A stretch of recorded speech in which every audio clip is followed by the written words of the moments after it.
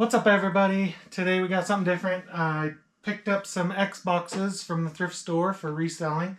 Today I've got this Xbox One black console. I picked it up for $25. It came with the power cord, which is good because these notoriously burn up and go out. So hopefully this one works. If it doesn't, I have a backup.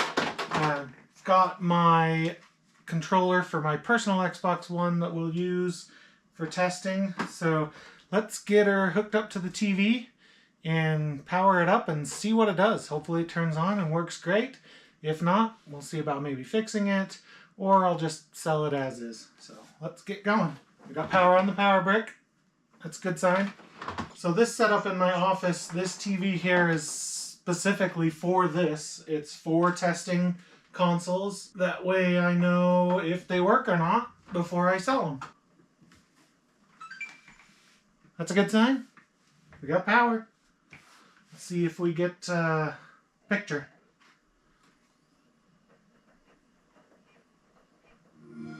How about that? It powers on. It seems to boot. Let's see if it boots up completely and if it'll play a game. I have Red Dead Redemption 2 here for the Xbox One, so we'll use this game to test it. Does it come with a disc? Look at that. I love it when I get a free disc. This one is Monster Energy Supercross. I don't know if this is like a cheapo promotional disc or if this is an actual game. I have not played it. I don't know anything about it, so look at that. Free game. Looks like we powered on. Let's get the controller connected. Hey, look at that. It works. Oh, we got some profiles on here. Let's just play as a dumb 27. I think we'll test it with their game. Why not? Power's on. Let's see about the console. System console info. There we go. For you number aficionados, I don't know what any of the numbers mean. There you go. That's the console. Let's see what storage it has. Alright, so 365 gigabyte drive. That's 82% full. Now, let's put the game in and see if it'll read discs and play games. Give it a whirl.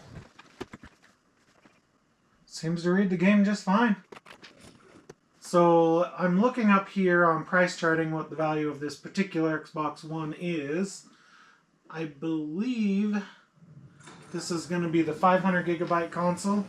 Let's turn that volume down. Yeah, let's continue testing it, see if the game actually plays.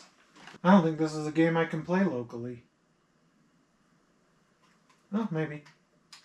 Single player, single event. Sure. Let's do West since I'm in Utah. We'll do West. I don't care what bike.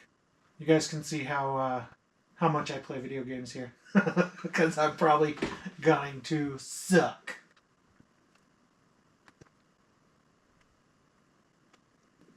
Wow, this game takes a long time to load.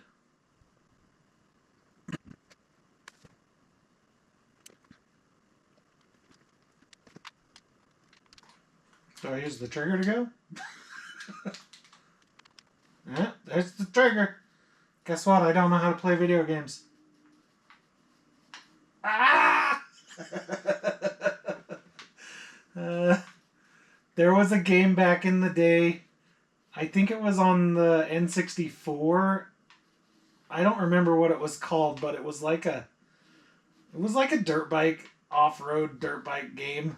And there was like a open world version, and my friends and I would always play open world, and we would, I think it was four-wheelers and dirt bikes, and the best part about the game was the edge of the map.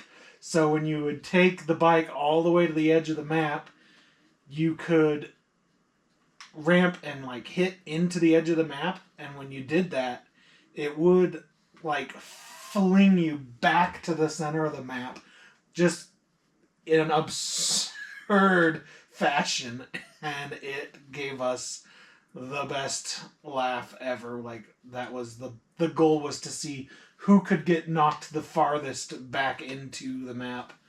That was so much fun playing that. I don't remember what it was called, but I remember the one map. It was like a western, like out west somewhere, so it was desert.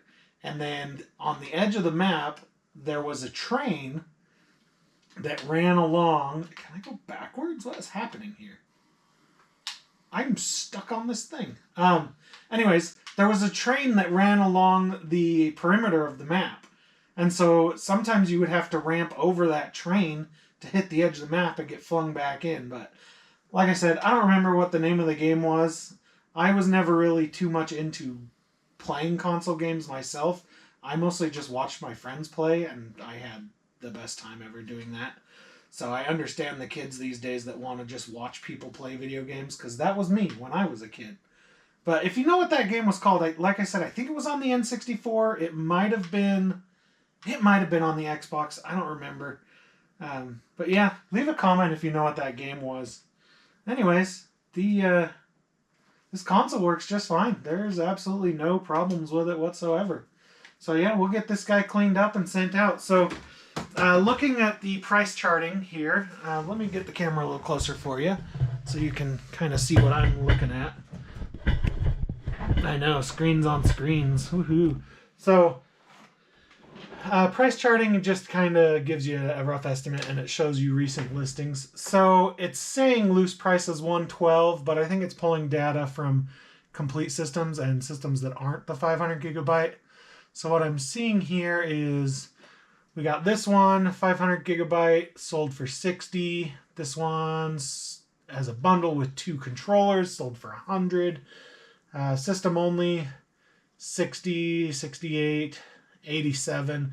So it seems that the amount that I'm probably going to be able to get from this console is going to be probably closer to the $80 range, which is not bad. I mean, for $25, $80 is nothing to complain about. So yeah, just for fun, let's look up this game and see what it goes for. See what else we got.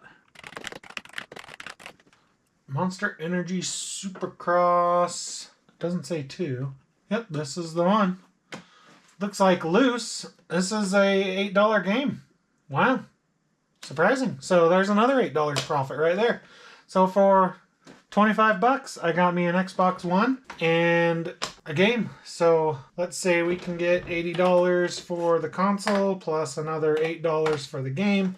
That's $88 minus 25. So that's just $63 in profit, all because I went to the thrift store. So I'm going to get this cleaned up, get it listed on my eBay store. If you're interested in buying it, it'll be on my eBay store. Check it out. The link is in my bio if you want to check out the eBay store. I put all kinds of stuff that I find from the thrift store on there. But thanks for stopping by and checking this out and following along with me. If you guys like to see this kind of stuff, let me know. Perhaps my next find, it'll be broken, and then we can work on repairing it, because I do enjoy repairing these things too. I've only been into the Xbox one time. It was with my personal Xbox One, which I also got at a thrift store. Mine had a bad disk drive when I got it, so I had to take it apart to replace the disk drive, which wasn't too bad. These are actually pretty easy to take apart. Anyways, thanks for stopping by. Follow along. If you like to see this kind of content, leave a thumbs up, give me a subscribe, and we'll see you next time.